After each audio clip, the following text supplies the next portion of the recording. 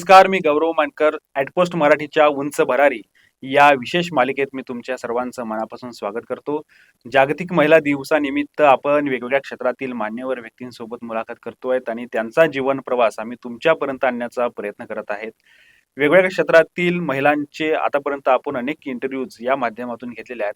परंतु आज आपल्यासोबत पोलीस प्रशासनातील एक व्यक्ती आहेत आणि त्यांचा जो संघर्ष असतो, तो संघर्ष साधा नसतो आणि तो संघर्ष देखील तुमच्या समोर आणण्याचं काम आहे. आणि याच माध्यमातून आज आपल्यासोबत या उंच भरारी या विशेष मालिकेमध्ये आपल्यासोबत आहेत माधुरी बाविस्कर मॅडम आहेत. या ॲडिशनल एस-पी आहेत अँटी करप्शन ब्युरोच्या नागपूर विभागामधील आणि आज आपल्यासोबत त्या जोडून आहेत. बाविस्कर मॅडम, आपण आम्हाला वेळ दिला त्याबद्दल खूप खूप धन्यवाद. आणि माझा सर्वात प्रथम पहिला तुम्हाला प्रश्न असा आहे की जागतिक महिला दिवस आहेत, त्यानिमित्त आपण ही एक सिरीज, एक मालिका चालवत आहेत. जागतिक महिला दिवसाचं महत्व तुमच्या दृष्टीनं कसं आहे? थँक्यू गौरव दादा. जागतिक महिला दिन एक आपण वर्षातनं एक दिवस साजरा करतो, पण प्रत्येक महिला जी आहे तिचा वेगवेगळा संघर्ष आहे आणि आपण असं हा एक दिवस आहे की आपण महिलांनी जो संघर्ष केलेला आहे आजवर इथपर्यंत येण्याचा, तर त्याची एक कुठं पोचपावती आहे तो आजचा दिवस आहे. आणि त्या अनुषंगाने जे वेगवेगळ्या क्षेत्रातली महिला काम करतायत त्यांना एक रिकॉग्निशन मिळतंय आणि पुढच्या पिढीला देखील एक संदेश मिळतोय. तर हाच खरा जागतिक महिला दिन आहे असं म्हणावं लागेल. बरोबर. तुमच्याविषयी देखील जाणून घ्यायला आवडेल या सर्व प्रश्नांच्या पुढे जाताना, की तुमचं बालपण कुठे गेलं? तुमचं म्हणजे करिअर आपल्याला कशामध्ये करायचं होतं, हे तुम्ही अगोदर काही अशा पद्धतीचं काही ठरवलं होतं का? की तुम्ही एज्युकेशन झाल्यानंतर प्रत्येक मुलं आजकाल स्पर्धा परीक्षांचा अभ्यास वगैरे करतात. तुम्ही पण स्पर्धा परीक्षांचा अभ्यास करून एम-पी-एस-सीच्या माध्यमातून पुढे आलेला आहात. तर तुमचं एकंदरीत कुटुंब, तुमची फॅमिली, तुमचं बालपण, तुमचं शिक्षण हे कशा पद्धतीचं गेलं? तुम्ही कुठल्या आहात प्रॉपर? कारण आता नागपूरला तुम्ही काम करत आहेत. याविषयी आम्हाला जाणून घ्यायला आवडेल. मी मूळची नंदुरबारची आहे. नंदुरबार हा महाराष्ट्रातला एक बऱ्यापैकी मागास जिल्हा आहे. सगळ्यात लो ह्युमन डेव्हलपमेंट इंडेक्स तिथला आहे. वडिलांच्या नोकरीच्या निमित्ताने आम्ही नंदुरबारमध्ये स्थायिक झालो. माझे वडील ज्युनियर कॉलेजला प्राध्यापक होते, आता रिटायर्ड झाले आहे आणि आई गृहिणी आहे. तर त्यावेळी 1998 मध्ये नंदुरबार जिल्हा नुकताच जिल्हा निर्मिती झाली होती आणि त्या अनुषंगाने प्रशासन आल्यामुळे तिथे कसे पॉझिटिव्ह बदल होत गेले हे दिसायला लागले. लहान वयात आई वडील सांगत होते की SP काय असतात, कलेक्टर काय असतात किंवा जिल्ह्याची डेव्हलपमेंट कशी होते ते बघत होतो. तर त्यावेळी आई वडिलांनी थोडी मी अभ्यासात चांगले होते. माझे शाळेतले सगळे शिक्षक पण मला चांगलं मार्गदर्शन करत होते. त्यामुळे त्यांना असं वाटायचं की हिने स्पर्धा परीक्षा करावं, प्रशासनात जाऊन अधिकारी बनावं, असं आई-वडिलांची पण इच्छा होती. आणि माझी तशी जडणघडण होत गेली. म्हणजे अगदी 3री-4थी पासूनच या कॉम्पिटिटिव्ह एक्झाम्स असायच्या. त्यात मी मेरिट लिस्टमध्ये यायचे. त्यामुळे सगळ्याच शिक्षक आणि माझ्या पालकांनी मला बऱ्यापैकी चांगलं घडवलं आणि मी 10वी-11वी पर्यंत बऱ्यापैकी निश्चित केलं की आपल्याला प्रशासनातच जायचं आहे.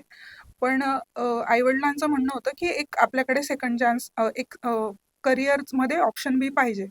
तसं मग मी इंजिनिअरिंग फोकस केलं आणि 12वीला पण मी मेरिट लिस्टमध्ये आले, 10वीला पण मेरिट लिस्टला आले. आणि मग पुण्याचं कॉलेज ऑफ इंजिनिअरिंग पुणे हे महाराष्ट्रातलं एक नामांकित इंजिनिअरिंग कॉलेज आहे. टॉप सेकंड म्हणावं लागेल IIT मुंबई नंतर. तर तिथं मी 4 वर्ष इंजिनिअरिंग केलं. तर त्या दरम्यानही मला जाणवलं की इंजिनिअरिंगपेक्षा माझं प्रशासनाकडेच कल आहे, तर मी तिथेच जाऊन करायला पाहिजे. मग त्यानंतर मी इंजिनिअरिंग झाल्यानंतर स्पर्धा परीक्षेचे क्लासेस लावले आणि फुल टाईम अभ्यास सुरू केला. पुण्यामध्येच. येस. आणि सुरुवातीला फोकस UPSC होता. मी UPSCचाच अभ्यास करत होते. पण त्याचबरोबर MPSCची परीक्षा दिली. फर्स्ट अटेम्प्टलाच माझी प्री झाली, मेन्स झाली आणि लकीली मला DYSP पहिल्याच प्रयत्नात मिळालं. पहिल्याच प्रयत्नामध्ये तुम्हाला यश मिळालं. हो. तर बहुतेक हे माझं आधीपासूनचं चांगलं माझं हार्डवर्क असेल त्यामुळे, कारण बऱ्याच जणांना बरेच दिवस लागतात. तर आता हे ज्याचं त्याचं अभ्यासाची टेक्निक आहे. तर स्पर्धा परीक्षेची जर्नी ही लांब आहे आणि मी UPSC त्याबरोबर सुरू केलं. तर UPSCला पण मी इंटरव्ह्यूपर्यंत गेले आणि नाही झालं माझं त्यावर्षी 2017 मध्ये. मग मी DYSP जॉईन केलं, ट्रेनिंग केलं.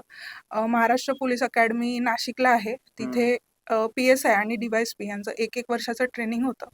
त्यात फिजिकल फिटनेस आणि लॉ, विविध कायदे यांचं आम्हाला बेसिक सगळं शिकवलं जातं आणि त्यानंतर आमचं 1 वर्षानंतर प्रोबेशन पिरियड म्हणतो आपण, जिल्हा प्रोबेशन पिरियड. तिथे आम्हाला फील्डवरचं सगळं नॉलेज दिलं जातं. डिरेक्ट जबाबदारी नसते, पण फील्डवर काय येतं त्या सगळ्या अगदी पोलीस स्टेशनपासूनच्या बेसिक गोष्टी आम्ही शिकून घेतो. तर ते मी रायगड जिल्ह्यात माननीय अनिल पारसकर सर मला SP होते, तिथे माझे मार्गदर्शक होते. तर मी रायगड जिल्ह्यात 1 वर्ष होते. तिथे 2 महिने मला पोयनाड पोलीस स्टेशन म्हणून प्रभारी म्हणजे पोलीस स्टेशन इन्चार्ज म्हणून काम करायला मिळालं. ग्राउंड लेवलवर पोलिसिंग कशी चालते ते बघता आलं आणि त्यानंतर मग मी 2019ला यवतमाळला SDPO म्हणून जॉइन केलं. आता यवतमाळ नंतर आता तुम्ही नागपूर. नागपूरला SAB मध्ये काम करतात आणि हा जो विभाग आहे हा एक महत्वाचा विभाग आहे. कारण वेगवेगळ्या ठिकाणी आता आम्ही पेपरमध्ये देखील बातम्या वाचतो या संदर्भामधील किंवा तुमच्या कारवाई ज्या पद्धतीनं होतात. कारण हे एक देखील चॅलेंजिंग असंच एक डिपार्टमेंट आहे पोलीस डिपार्टमेंट नंतरचं आणि तुम्ही महिला म्हणून त्या ठिकाणी देखील एक काम करतायत. कशा पद्धतीची आव्हानं तुम्हाला या विभागामध्ये जाणवतात? अँटी करप्शन विभागात आम्ही सर्व पोलीसच आहोत. फक्त आम्ही डेप्युटेशनवर आहोत. म्हणजे आम्ही सिव्हिल ड्रेसेसवर असतो आणि जे सर्व डिपार्टमेंट आहेत, सरकारी अधिकारी, कर्मचारी यांच्यावर आपण ऐकत असाल की सापळा कारवाई करतो. तर तो अँटी करप्शन डिपार्टमेंटच्या 3 कामगिरीपैकी एक महत्त्वाचा भाग आहे आणि लोकांना तो जास्त माहिती आहे. तर आपण म्हणतो की कोणताही लोकसेवक आहे, त्याने सरकारी काम करून देण्यासाठी एखाद्या व्यक्तीला पैशाची मागणी केली आणि तिला लाच म्हणू आपण आणि ती स्वीकारली, तर त्याबद्दल आम्ही जे कळतो तिला सापळा कारवाई म्हणतो. त्यावेळी त्या नोटांना आम्ही अँथ्रासिन पावडर लावतो, जी दिसत नाही हातांना आणि मग ती जेव्हा आपण लाईटमध्ये बघतो तेव्हा तिचा ग्रीन लाईट दिसतो. म्हणून आपण जेव्हा म्हणतो की रंगे हात पकडले, तर जेव्हा ते लाईटमध्ये बघतो तिचा हिरवा कलर दिसतो त्या व्यक्तीचा बोटांचा. तर ती एक महत्त्वाची कारवाई असते आमची. आणि दुसरा एक प्रकार आहे अपसंपदेचा, म्हणजे एखाद्या व्यक्तीच्या ज्ञात आणि वैध उत्पन्नाचे जे स्रोत आहे, त्यापेक्षा त्याची जी मालमत्ता आहे ती जास्त असेल, तर ती आपण म्हणतो अपसंपदा. तर ती अपसंपदेची कारवाई जी असते, त्याच्या पण आमच्याकडे चौकशी होत असतात. मग एखाद्या व्यक्तीला जर माहिती असेल, कोणताही नागरिक तक्रारदार असेल, तर त्याला एखाद्या व्यक्तीबद्दल माहिती आहे की ह्या व्यक्तीच्या जे सरकारी नोकरीत आहे, पण याच्या पगारापेक्षा याची खूप जास्त मालमत्ता दिसते, तर ते आमच्याकडे येऊन कंप्लेंट करू शकतात. आणि तिसरा प्रकार आहे अन्य भ्रष्टाचार किंवा आपण म्हणतो की बऱ्याचशा सरकारी योजना असतात, त्याच्यामध्ये काही आपण जनरल भाषेत म्हणतो घोटाळे होतात. तर त्या पण आम्ही चौकशी करतो. तर मुख्यतः अँटी करप्शनच्या ह्या 3 प्रकारे आम्ही कारवाई करतो. सगळ्या कॉमन सिटिझन्सला माहिती आहे, ती म्हणजे ट्रॅप कारवाई, सापळा कारवाई. म्हणजे जनरली तीच पद्धत माहिती आहे की अँटी करप्शन ब्युरो काय करतात, तर लाच देते वेळी त्यांना अटक करणे किंवा त्या सापळा रचून त्या पद्धतीचं काम करणे याचं आहे. परंतु तुम्ही जे सांगितलं की वेगवेगळे प्रकार आहेत ज्या पद्धतीने अँटी करप्शन ब्युरो काम करत असतात. परंतु मला एक सर्वसामान्य व्यक्ती म्हणून देखील एक प्रश्न असा विचारायचा आहे की जर का मला तुमच्यापर्यंत पोहोचायचं आहे किंवा सर्वसामान्य माणसाला जर का तक्रार करायची आहे, तर ती तितक्या सहज पद्धतीनं होते का? लाचलुचपत विभागाचे महाराष्ट्रात 36 जिल्ह्यांमध्ये 36 युनिट आहे आणि त्या 36 युनिटच्या वर 7 रेंज ऑफिस आहेत, परिक्षेत्रीय ऑफिस आहे. आपल्या नागपूर विभागीय परिसरात नागपूरला आमचं SP ऑफिस आहे आणि प्रत्येक जिल्ह्यात 1-1 युनिट आहे. तर आपल्या जिल्ह्याच्या युनिटला तुम्ही जाऊ शकता. तिथे एक DYSP रँकचे अधिकारी आहेत. तुम्हाला त्यांच्याकडे कंप्लेंट नसेल द्यायची, तुम्ही आपल्या विदर्भात नागपूरला SP ऑफिस आहे, अमरावतीला SP ऑफिस आहे आणि संपूर्ण महाराष्ट्रात 7 अधिकारी आहेत आपले आणि त्याही वर आमचे DG ऑफिस आहे मुंबईला. आमचे माननीय DG सर आणि माननीय ADG सर तिथे आहेत. तुम्ही त्यांच्याकडेही जाऊ शकतात. आणि सर्वात सोपं म्हणजे 1064 हा आमचा टोल फ्री नंबर आहे. तुम्ही महाराष्ट्रातनं कुठेही डायल करा. तुम्ही ज्या जिल्ह्यात कॉल केला आहे त्या जिल्ह्यात कॉल कनेक्ट होईल आणि तुम्ही तिथे कॉल करू शकतात. तर कॉल करून तुम्ही तुमची कंप्लेंट सांगायची आहे आणि आमचे जे अधिकारी अंमलदार आहेत ते तुम्हाला गाईड करतील की तुम्ही कशा प्रकारे कंप्लेंट करू शकतात. तर तुम्हाला फिजिकली येण्याची पण गरज नाही आहे. तुम्ही साधं 1064 या टोल फ्री नंबरवर कॉल केलं तर तुम्ही आम्हाला कनेक्ट करू शकता. हं, हं. आता भ्रष्टाचारासंदर्भात पण तुम्ही या ठिकाणी बोललात. आता वेगवेगळ्या ठिकाणी देखील अशा बातम्या येत असतात, की तुमची त्या ठिकाणी धाड पडते किंवा त्या ठिकाणी तुम्ही सापळा-रचून करता आणि त्या ठिकाणी खूप मोठं घबाड देखील मिळत असतं. अनेकदा नोटा मोजण्याची मशीन देखील त्या ठिकाणी लावण्यात येते. अशा पद्धतीच्या देखील भरपूर बातम्या येतात. परंतु हे जे भ्रष्टाचाराची ही जी प्रकरणं आहेत, तुमच्या काळामध्ये अशा पद्धतीचे काही प्रकरणं घडले का? किंवा तुम्ही त्या पद्धतीने काही सापळा रचून अलीकडच्या काळामध्ये कुठली एखादी अशी मोठी कारवाई झाली आहे का? मला येऊन 6 महिने झाले. हां. सध्या रिसेंटली एवढ्या मोठ्या कारवाया नाही झाल्या. परंतु ज्या सापळा कारवाई होतात, त्यानंतर आपण त्या व्यक्तीची घरझडती घेतो. घरी आपण त्याचं सगळं वस्तू किती मालमत्ता आहे, साधारण त्यांची किती किंमत आहे, त्यांच्याकडे सोनं किती आहे आणि घरात कॅश किती सापडले. तर त्या बेसिसवर आपण त्याची पुढील चौकशी करतो अपसंपदेसाठी. हं. तर साधारण आपल्याला माहिती आहे खर्चासाठी एखाद्या व्यक्तीच्या घरात किती पैसे असायला हवे. त्यापेक्षा जर अगदी लाखांमध्ये पैसे मिळाले, तर त्या व्यक्तीचं नक्कीच अपसंपदेची चौकशी केली जाते. हं. 2-3 वर्षापूर्वी आपल्याकडे अगदी 60-60 लाख घरात सापडले आहेत. हो. अशा सुद्धा घटना घडलेल्या आहेत. आणि सर्वांना एक क्लिअर करू शकते, की अँटी करप्शनच्या केसेस फक्त लोकसेवक म्हणजे जे सरकारी अधिकारी आहेत, कर्मचारी आहेत, ते न वगळता आपली लोकसेवकाची व्याख्या खूप मोठी आहे. त्यात आपले जे ग्रामपंचायतीतले सदस्य असतील, सरपंच असतील, झेडपीचे सदस्य असतील, हे लोकनियुक्त सदस्य. त्याचबरोबर ज्या आमदार, विविध खासदार पण त्यामध्ये येऊ शकतात ना येतात. लोकसेवकांमध्ये. आणि त्याचबरोबर विविध ज्या संस्था आहेत, अनुदानित संस्था अच्छा. आहेत, प्रायव्हेट जरी असल्या पण ज्यांना गव्हर्नमेंटकडनं त्या अनुदानित आहेत. त्या संस्थांचे शिक्षक, सचिव असे ओके. देखील व्यक्ती या कक्षेमध्ये येतात. कक्षेमध्ये येतात. तर व्याप्ती हं, खूप हं, मोठी आहे, हं. परंतु लोकांना माहीत नसतं, माहिती नाही. अवेअर हां, नसतं. हां. त्यांना वाटतं फक्त ही सरकारी अधिकाऱ्यांपर्यंतच मर्यादित आहे. तर हा कायद्याची कक्षा खूप मोठी आहे. फक्त आपण येऊन आम्हाला विचारायला पाहिजे, की आम्हाला असं-असं ही व्यक्ती त्रास देते, तर आम्ही नक्कीच तुम्हाला मदत करू. बरोबर. खास करून आता तुमचं पण एक जे काम आहे ते पोलीस आणि अँटी करप्शन ब्युरो यामध्ये काही फार असा फरक आहे नाही. तुम्ही सिव्हिल ड्रेसवर वगैरे असता आणि परंतु हा विभाग वेगळा आहे. परंतु तुम्ही काही पोलिसांना देखील ट्रॅप करता. तर अशा ट्रॅपिंगच्या प्रकरणामध्ये तुम्हाला काही अडचण जाते का? कारण एक ते पण पोलिसच आहेत. तुम्ही पण एक त्याच म्हणजे साम्य आहे तुमच्या सर्वांमध्ये. तर असं एखादं जर का तुमच्यापर्यंत एखाद्या सामान्य व्यक्तीने तक्रार घेऊन आले, की बाबा एखादा पी-एस-आय आहे, एखादा अंमलदार आहे, ते आम्हाला त्रास देत आहेत किंवा पैशाची मागणी करतायत. मग अशा वेळी त्यांच्यावर कारवाई करताना तुमच्या मनामध्ये नेमके काय प्रश्न येतात? आम्ही अँटी करप्शन डिपार्टमेंटमध्ये सर्व डिपार्टमेंट आम्ही सारखेच समजतो आणि किंबहुना त्यासाठीच आमचं विभाग आहे. त्यामुळे पोलीस डिपार्टमेंटची जरी आमच्याकडे कंप्लेंट आली, तर आम्हाला तीच सिक्रेसी ठेवावी लागते. किंबहुना जास्त सिक्रेसी ठेवून आम्हाला ती कारवाई करावी लागते. कारण ती कारवाई पार पाडणं हेच आमच्यासाठी चॅलेंज असतं. कारण पोलीस त्यांची आणि आमची देहबोली बऱ्यापैकी सारखी असते. तर त्यामुळे कधी-कधी त्यांना संशय येऊ शकतो. परंतु तेच आमचं स्किल असतं, की आमच्या अँटी करप्शनचं, की पोलीस असतानाही त्या व्यक्तींकडनं कसं करून घ्यायचं. आणि आमचे ही कारवाई करताना म्हणजे कुठेही पोलीस विभागात किंवा कुठेही जे अधिकारी असतात ते जरा दूर अंतरावर असतात. आमचा जो तक्रारदार असतो तो आणि त्याच्यासोबतचे 2 पंच हेच खरे आपले हिरो आहेत. तेच सगळी घटना घडवून आलेले असतात. आम्ही फक्त त्यांना मार्गदर्शन आमची जी टीम असते ती मार्गदर्शन करते आणि थोड्या दुरून अंतरावर करते जेणेकरून संशय नको यायला. यामध्ये मॅडम आणखी एक महत्त्वाचं आहे, की काही खोट्या केसेस देखील म्हणजे जाणीवपूर्वक कोणाला फसवण्याचे असे देखील प्रकार भरपूर होत असतात. कारण कोणाविषयी अगोदरच वैमनस्यातून ते भाव असतात. सूडबुद्धीतून देखील अशा पद्धतीच्या काही तक्रारी होतात. त्यांच्यावर कारवाई होतात. पण नंतर या प्रकरणाचं काय होते? ज्यावेळेस ते प्रकरण तुम्ही त्या ठिकाणी पंचनामा करतात, एफ-आय-आर वगैरे होत असेल, ती कारवाई होत असेल, परंतु ज्यावेळी ते कोर्टामध्ये जात असेल, तर त्यावेळी हे जे प्रकरण आहे शेवटपर्यंत जातं का? की यामधून सगळे निर्दोष बाहेर सुटतात? आमच्या पद्धतीने आम्ही सुरुवातीला खात्री करायची प्रयत्न करतो.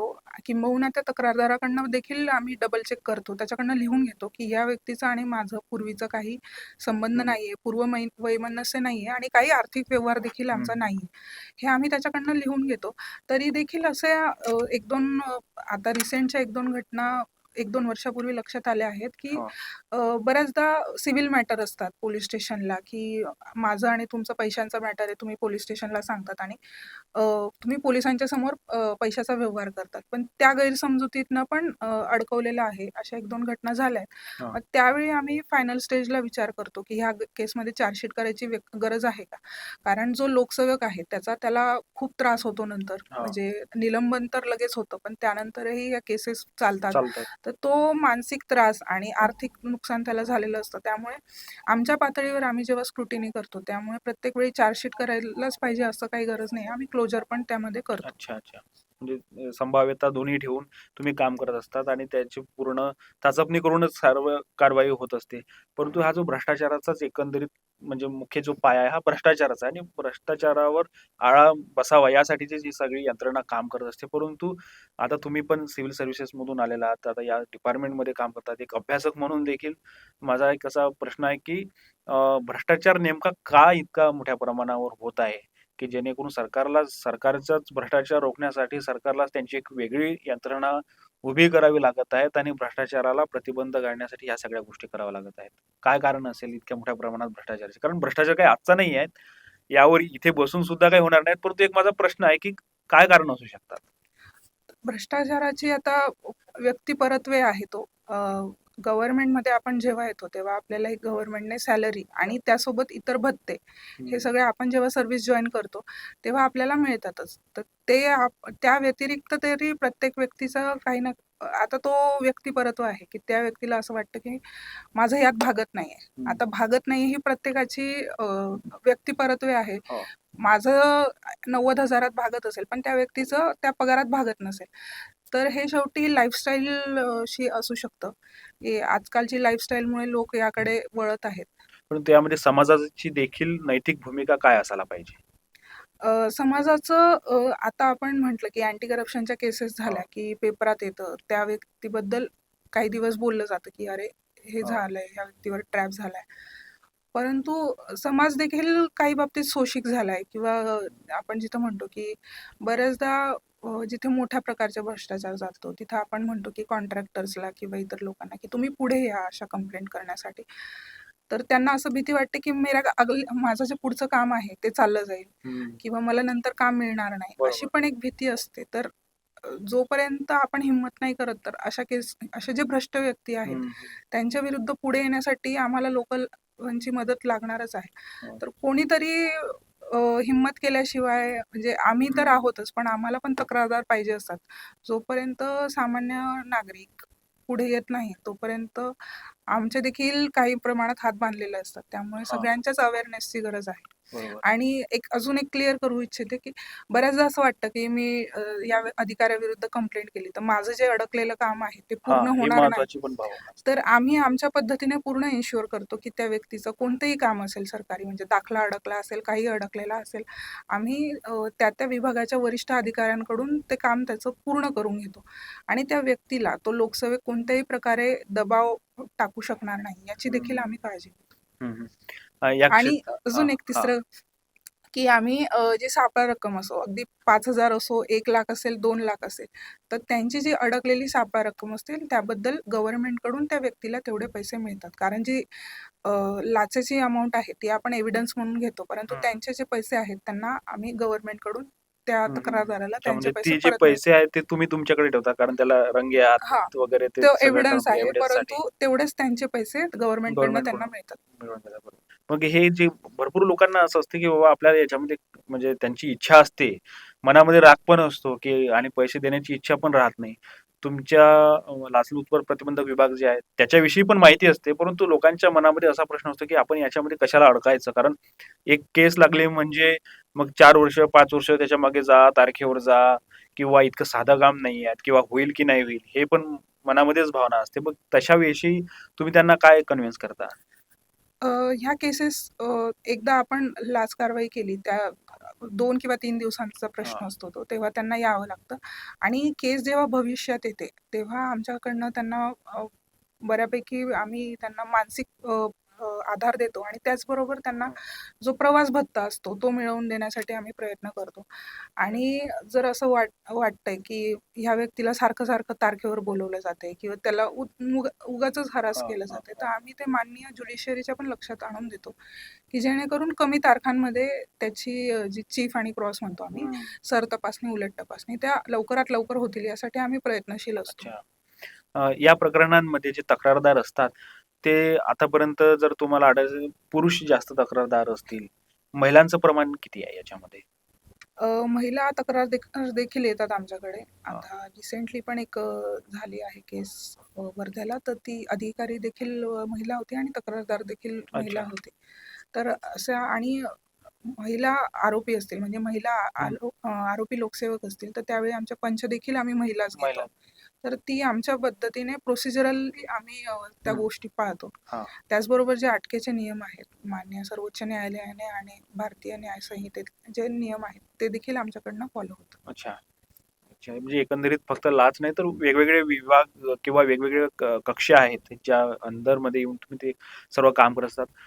माझा आणखी एक महत्त्वाचा प्रश्न असा आहे, की महिलांना, मुलींना तुम्ही या जागतिक महिला दिवसानिमित्त काय संदेश द्याल?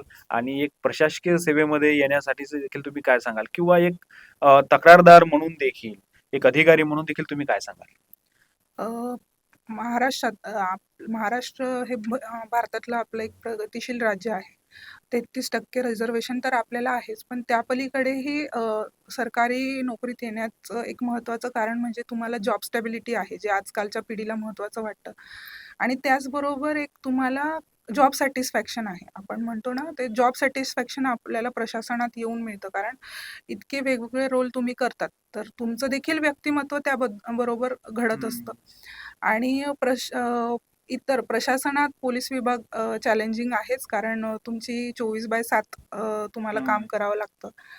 महिला म्हणून तुम्हाला विशेष काही त्याबद्दल सवलती नाही मिळत, कारण आम्ही लॉ अँड ऑर्डर आणि क्राईम या दोन्ही बाबतीत असतो. तर हे असे आहेत की नॉन निगोशिएबल आहेत. त्यात महिलांनाही तेवढंच काम करावं लागतं. तर ग्रामीण भागातल्या पण मुली असतात, आपल्या पोलीस भरतीत येतात. तर पोलीस विभाग हा काम करायला त्यांना अतिशय सुरक्षित आहे. चॅलेंजिंग आहे, पण अतिशय सुरक्षित डिपार्टमेंट आहे. आणि आम्ही जसं PSI, DYSP आणि IPS महिला अधिकारी पण आता खूप संख्या वाढत चालली आहे. तर आम्हाला बरेचसे सॅक्रिफाइसेस पण करावे लागतात. फक्त एक असतं की फॅमिली सपोर्टिंग पाहिजे. फॅमिली सपोर्ट जर चांगला असेल, तर बऱ्यापैकी हे चॅलेंजेस पार पाडले जातात. आता मला लहान मुलगी आहे 3 वर्षाची. तर मी देखील चॅलेंजिंग जॉब केले आहेत. माझ्या आई आणि सासूबाईंनी मुलीकडे लक्ष दिलं आणि मी फील्ड ड्युटी केली आहे. त्यामुळे सगळ्यांनी प्रशासनात मुलींनी ज्यांना इच्छा आहे काहीतरी करायची, समाजासाठी काहीतरी चांगलं काम करायची, तर त्यांनी नक्की यावं आणि पोलीस प्रशासनात देखील नक्की यावं. म्हणजे आपण असं म्हणतो, की मला देखील एक पॉइंट होता, की पोलीस विभागात जॉइन करावं का नाही. तर माझ्या आईने तेव्हा सांगितलं होतं, की तुझ्यात क्षमता आहे, तू करू शकते आणि आमचा तुला नेहमीच सपोर्ट राहील. तर असे सगळ्यांना समजूतदार पालक मिळाले, सासरची मंडळी मिळाली, तर नक्कीच आपल्या ज्या महाराष्ट्रातल्या आणि भारतातल्या मुली आहेत, त्या कुठेही कमी नाही आहेत आणि त्या माझ्यासारख्याच अधिकारी म्हणून पुढे येऊ शकतात. बरोबर. खूप खूप धन्यवाद मॅडम. थँक तुम्ही आमच्या वेळ देऊन आमच्या स्टुडिओला भेट दिली आणि या विशेष मालिकेमध्ये तुम्ही आपलं मनोगत व्यक्त केलं. तर माधुरी बाविस्कर मॅडम आपल्यासोबत आलेल्या होत्या. त्यांनी अँटी करप्शन ब्युरो कशा पद्धतीनं काम करतात याविषयी देखील माहिती दिली आणि महिला दिनानिमित्त देखील मुलींना, महिलांना किंवा ज्या तक्रारदार असतील त्यांनी कशा पद्धतीनं आमच्यापर्यंत आलं पाहिजे, न भिता आमच्यापर्यंत येऊन त्यांची तक्रार मांडली पाहिजे, ज्याचं समस्याचं निराकरण देखील त्या करू शकतात. याविषयी देखील त्यांनी उपयुक्त माहिती आपल्याला दिलेली आहेत. उंच भरारी या कार्यक्रमामध्ये आम्ही आणखी अशाच पद्धतीच्या मुलाखती तुमच्यापर्यंत आणण्याचा प्रयत्न करत आहोत. आजचा हा व्हिडिओ तुम्हाला कसा वाटला कमेंट बॉक्समध्ये कमेंट करून नक्की कळवा आणि @पोस्ट मराठीला लाईक करा, शेअर करा आणि सबस्क्राईब करायला विसरू नका. धन्यवाद.